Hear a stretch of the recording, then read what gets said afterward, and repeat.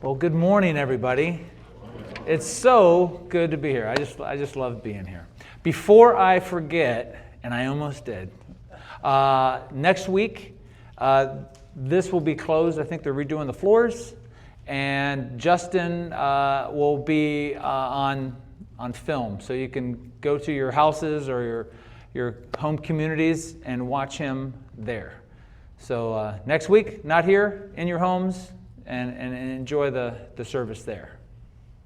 So Donna did a great job of reading the scriptures today, and they talked about 3 guys that were dying. It was their last words. So I had to look up some famous last words. Bob Marley, his final words were, "Money cannot buy life." And then he died. Thomas Jefferson said, "Is today really the July 4th? And then he died.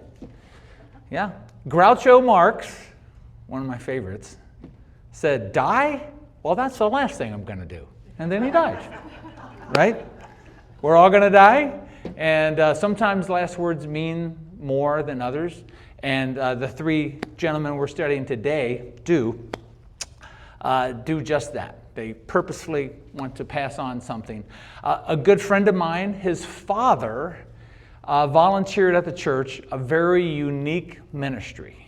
He made it up himself, and he talked to the pastor, and he said, if there are believers in this church that are dying, and they know they're dying, and they want somebody to be next to them, I would love to be there. And he did. He did it a lot. So I had to ask him, that's a very unique ministry. Why would you want to do that? Sometimes that's a hard thing. He goes, "Are you kidding? I am so jealous of these people. I go in there and the room's very sad, and I go, man, you are the luckiest guy in this room. You're going to go see Jesus in a few minutes. We're here. Don't worry about them. Blink of an eye, you'll see them. You are going to see Jesus any moment." So he had faith in what he hadn't seen yet and wanted to encourage others to that, because that's indeed what faith is. Faith is believing what we haven't seen. And today we are going to study 3 verses, the 3 Donna read, about 3 gentlemen that cover over 30 chapters in the book of Genesis. So I think Justin kind of set me up, man. That's 30 chapters. Come on. So, but why was this said? Right? So the Hebrew faith that was getting a new taste of this Christianity, and the new Christians of the Hebrew faith were having a difficult time understanding this faith element. Very much in the Hebrew faith, there's a lot of works, and they have so many laws. And so when we were saying you were saved by grace through faith, a lot of them were having some trouble with that. So the writer of Hebrews wanted to point out that, no, it's been faith a whole time. So he talks about Isaac, Jacob, and Joseph. 3 very flawed people that shared their faith in the future. So when I was looking and praying and thinking about, after my engineering career, going into ministry, one of the pastors that was praying for me said, "Kyle, don't worry. God can do amazing things with really messed up people, because that's all he has to work with, because we're all very flawed." So Isaac is Abraham's son, and I believe Justin talked about Abraham last week, right? So Isaac, very flawed.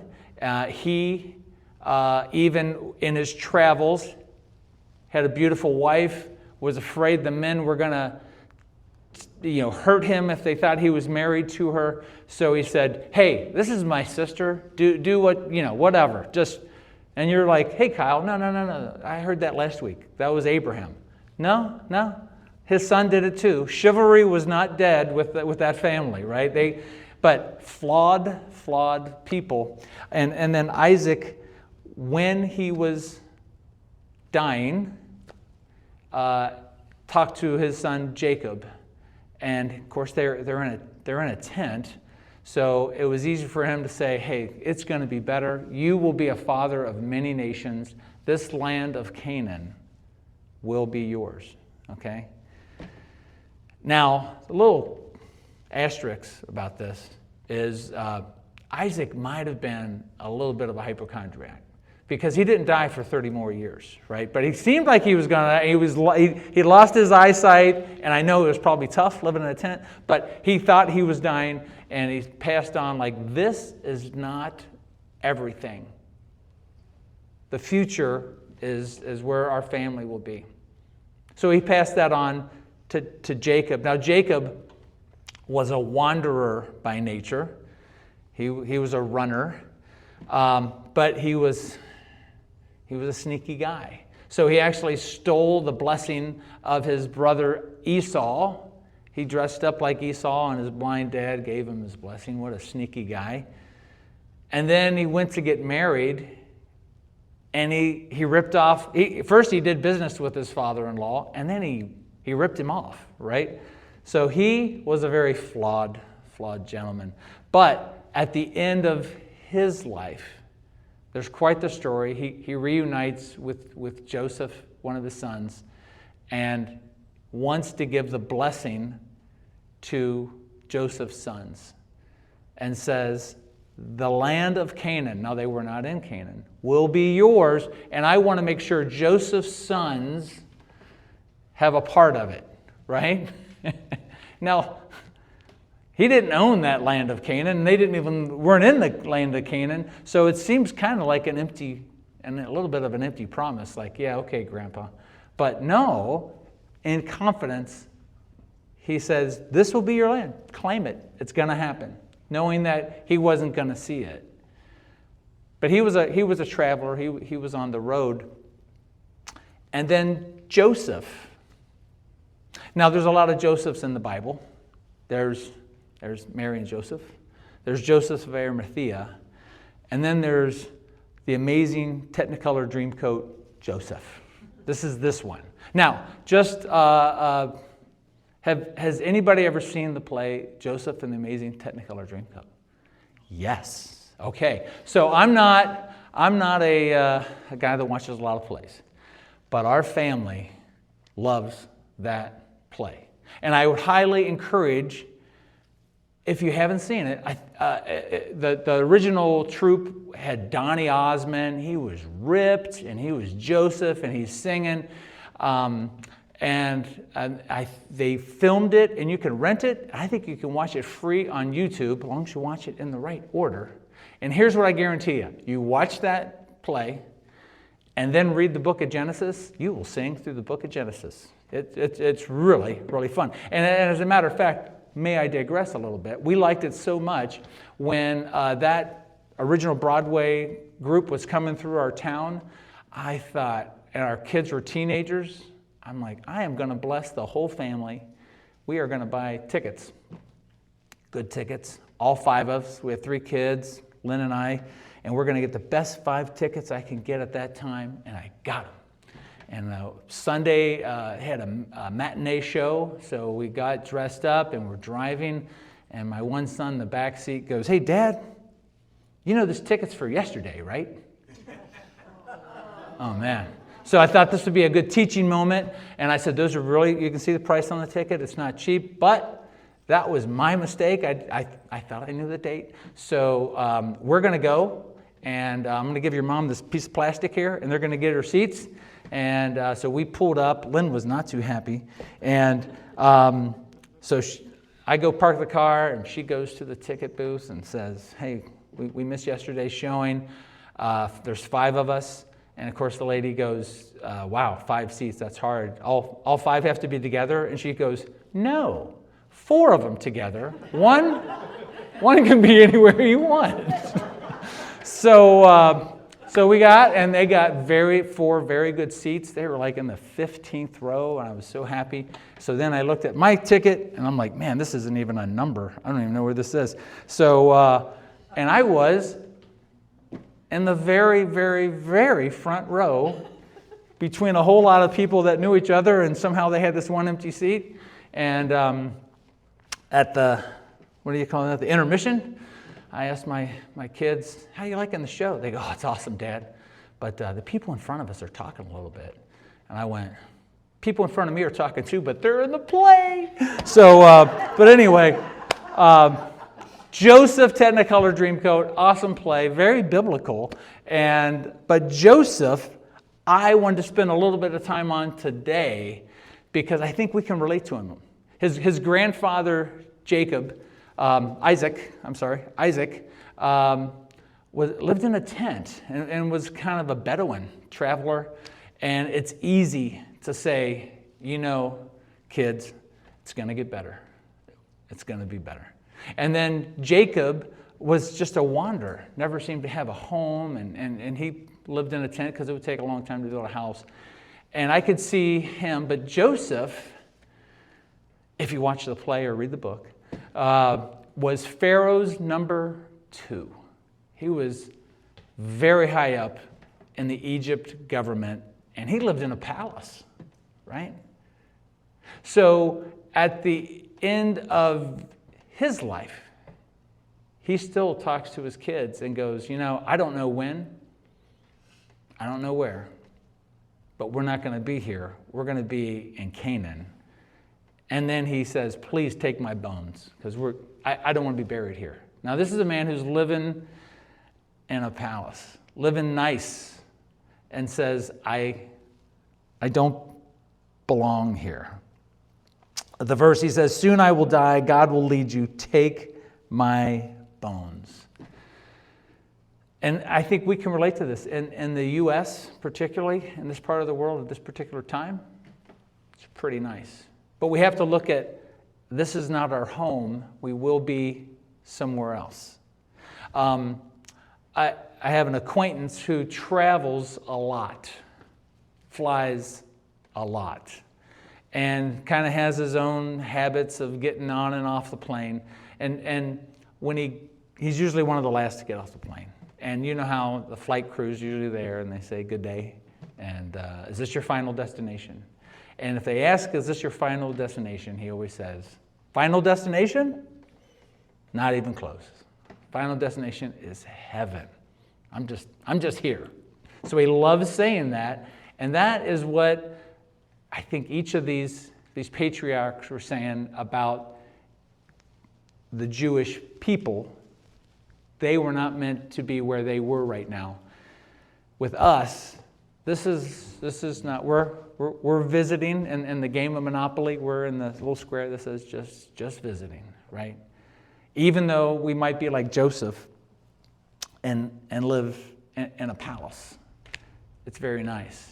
But this side of glory, we won't see that. I have one of the best memories of being a pastor was a gentleman named Antonio, and he was in his 40s, and at Sun Valley, where I was pastor in Casa Grande, we would do baptisms every couple months or so. And to do that, we would have to set up this big pool inside and then tear it down. It took quite a few days, so you'd start on Wednesday, build up, fill it up, so that on the weekend we could have our baptisms. I got a call from Antonio, and Antonio was in his mid-40s, and he said, hey, Pastor, I'd like to get baptized. Came to faith when I was a kid, but never got around to getting baptized. I'd like to do that. And I said, well, it's Arizona. I have a pool. Let's do that. And he goes, are you kidding me? Man, my family will kill me. I gotta have everybody show up, all my tios and tias. So it was a month later was going to be our baptism. And that Sunday before, I got a phone call from his mom and said, hey, Pastor Kyle, Antonio died in his sleep last night. Unexpectedly died. So we'd like to have the funeral at the church, and it looks like it's going to be Thursday. And I'm like, we can do that, but there's going to be this big baptistry.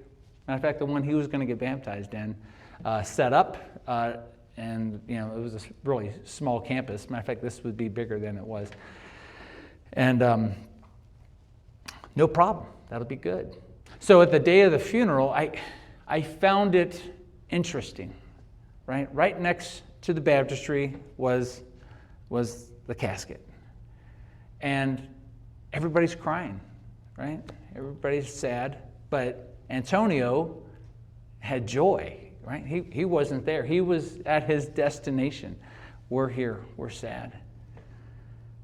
Everybody else saw a dead body, but he was the most alive person there. And then right next to the casket was the baptistry where he was going to tell the world and his family about his faith in Jesus, the faith that I haven't seen, but I believe. And he didn't need faith at all. At that moment, he was seeing Jesus face to face. So sometimes in this world, we get it backwards.